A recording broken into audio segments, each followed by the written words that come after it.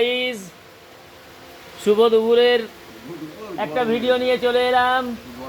আমার নাতি এখন বলছে গরমের দুপুর না আমার নাতি দরজাটা এখন লিপিং মারছে। দেখো কিভাবে লিপিং মারছে, লিপিং মারার সিস্টেমটা দেখো কেমন কোনা কেটে।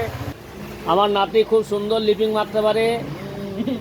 এই যে এখন আপাতত পাড়াতে পোস্ট চালাচ্ছে।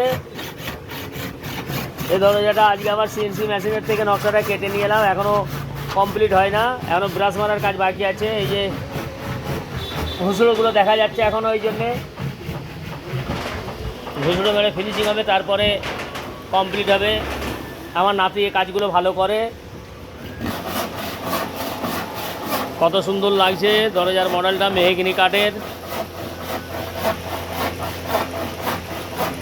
একটু কমেন্ট করে জানাবেন, তাহলে ভিডিও ছাড়তে আরও উৎসাহ বেশি হবে।